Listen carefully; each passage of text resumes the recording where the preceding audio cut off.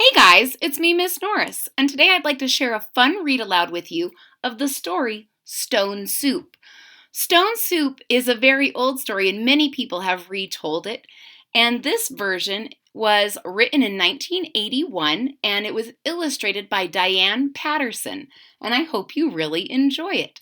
Now, while we're reading, I want you to think about whether or not you think if you cooked a stone, which is another name for a rock, if you cooked a stone or a rock for long enough, do you think it would taste good? Think about it. Stone soup. You can see all these guys putting stones in the water to make stone soup. Long, long ago, in a faraway land, some soldiers were marching home from war. They were very tired, for they had traveled a great distance. They were also very hungry. The soldiers would have welcomed even a small bowl of soup. But how could they make soup? They had nothing to put into a pot except the stones they had found on the road. And who ever heard of stone soup? Have you heard of stone soup before? I had never heard of stone soup, so I was really excited the first time I read this story. Stones.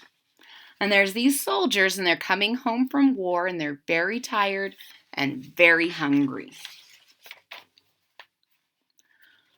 In the distance, the soldiers saw a small village. They thought about the comfortable beds and the delicious foods they might find there, and they walked a little faster. "I would be happy to get a loaf of warm bread and a nice bed to sleep in," said one soldier. "I would be glad to get even one slice of bread and a warm barn to sleep in," said another. "We will be lucky to find a few stale crusts before we are chased from the village," said the third. He knew that the townspeople would not want to share what they had with strangers. "Still, we can ask," said the first soldier. "Yes," agreed the second. "If we do not ask, we will never know." "All right," said the third. "You will ask. Then you will know." So all these guys are dreaming of the great things that might happen in this village, but they don't know anybody there. And I want you to think of what you would do if a stranger came and knocked at your door and said, "Hey, can I have something to eat and then can I come inside and sleep in your house tonight?" What would you do? What would you say? Would you say, "Come on in"? Or would you call your grown-ups to see if they knew what to do? Let's see what the townspeople do. The townspeople had seen the soldiers coming, and now they were busy hiding their food. They hid their vegetables under their beds. They stuffed their barley into pillowcases. They hung their meat inside their closets, and they lowered pails of milk down into the wells. At last, all the food in the entire village was hidden. The villagers went inside their houses and waited. When the soldiers arrived, they knocked on the first door they saw. "Could you spare some food and a place to sleep?" they asked. But the villagers said they had no extra beds and too little food for themselves. So the soldiers went to the next house, and the next, and the next, and the answer was always the same. There was no food, there was no place to sleep. So it's kind of like what we thought. If a stranger came a stranger is coming to these houses and they're saying, no, we don't have even enough for ourselves. Then one of the soldiers had an idea. "Good villagers," he called, "Since you have no food, perhaps you will let us borrow a large cooking pot. Then we can make a pot of stone soup." "Stone soup?" whispered the villagers. "Who ever heard of a stone soup?" "This is something we must find out about," whispered the mayor. "Someone, bring a pot, quickly!" When the pot had been brought to the village square, the villagers filled it with water and built a fire beneath it. "Finding good soup stones is the most important part," they said. Then they looked and they looked. Finally, each soldier found some nice, smooth stones. They put the stones into the pot and brought the water to a boil. Then they sniffed. What do you think they're sniffing for? You think their soup smells good? How many of you have ever been in your house and your grown-ups start cooking and you start smelling things and it just makes you hungry, so hungry you want to eat the air? Me too. My mom's a really good cook. "Something's missing," said the first soldier. "Yes," agreed the second. "But what?" "Salt and pepper," said the third, sniffing the soup. Then he turned to the villagers and said, "We know you have no food, but could you find a bit of pepper and salt? Pepper and salt would bring out the flavor of the soup stones." Do you think they're going to get some salt and pepper? At once, the mayor's wife disappeared and came back with some salt and pepper. "Thank you," said the soldiers as they shook the salt and pepper into the pot. "It smells better already." They all sniffed the soup. Then one of the soldiers said, "A good stone soup should have some onions.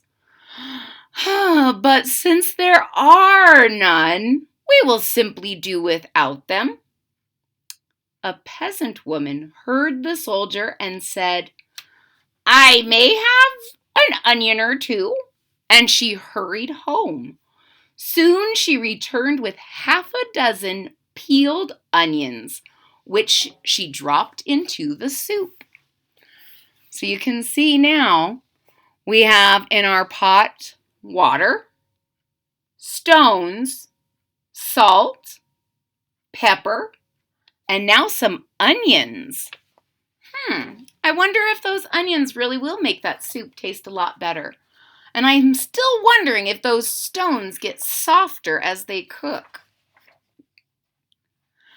"This will be a good soup," said the soldiers. "It's a pity we don't have any celery.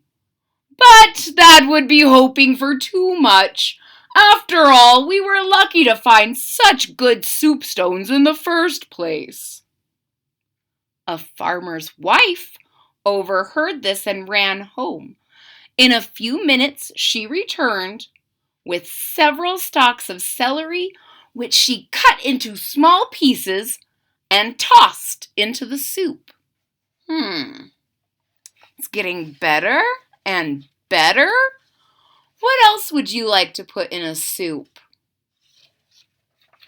Maybe carrots? After a while, the first soldier said, "Something is lacking." "Yeah, there are no carrots," agreed the second. "But there's no sense in asking for something that no one has," added the third. Then a peasant said, "Carrots. I might have 1 or 2 carrots at home." And he ran off to get them. He returned with several crisp orange carrots, which he sliced into the soup. This soup is starting to sound really good, but I'm still worried about those stones. I feel like they'd hurt my teeth.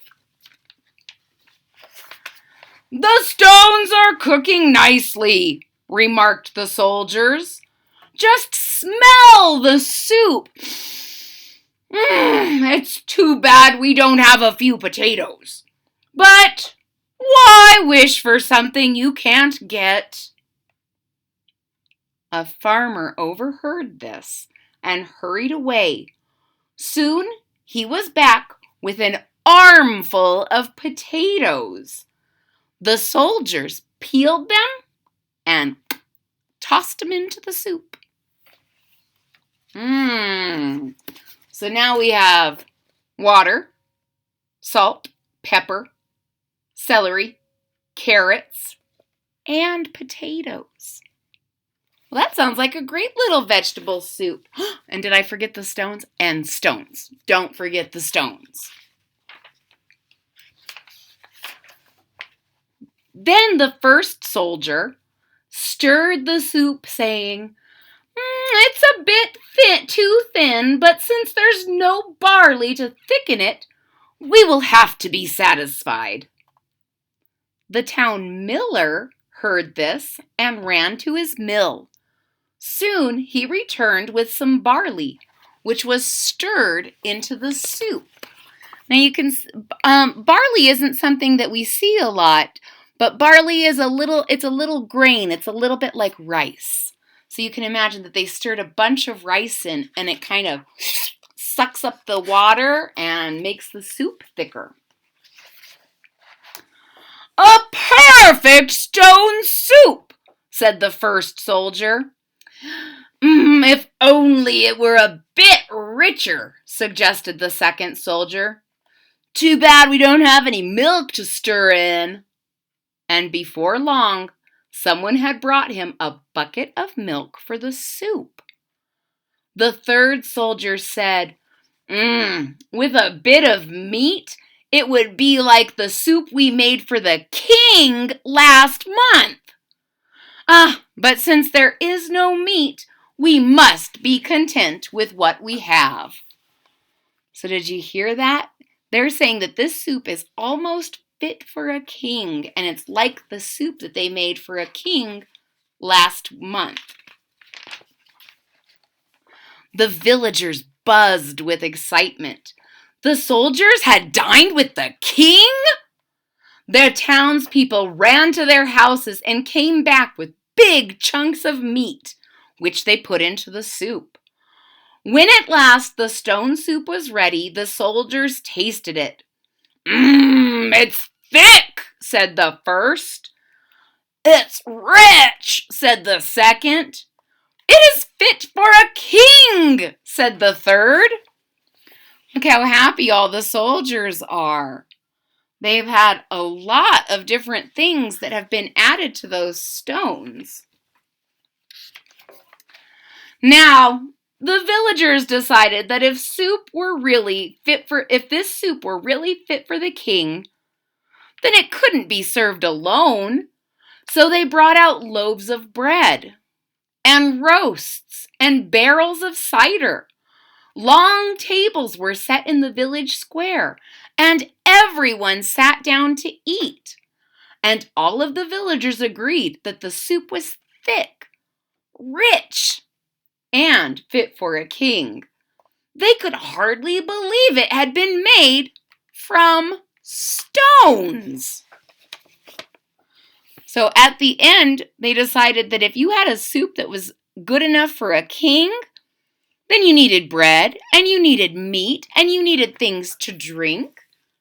And they all came to the village and celebrated together. They ate and drank and danced well into the night.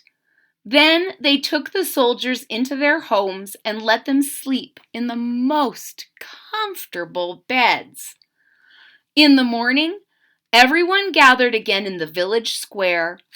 "Thank you for everything," said the soldiers. "We want to thank you," said the mayor. "You have taught us something important. So everyone had a good time. They ate, they drank, they danced. And the mayor says that they had taught the village an important lesson. "Goodbye," called the soldiers as they headed down the road. "Goodbye," called the mayor. "Imagine," whispered the townspeople, "thick, rich soup made from stones. No one will ever believe it. After all, who ever heard of stone soup?" The end. Ladies and gentlemen, I hope you really enjoyed the story Stone Soup. Maybe you'll try to make some stone soup of your own. If you're thinking about making some stone soup, hit that thumbs up button at the bottom of the page. If you are already a subscriber, thank you so much for your support. It really means a lot to me.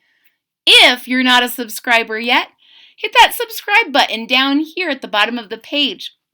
And don't forget to click the bell so that you're notified when there's new content.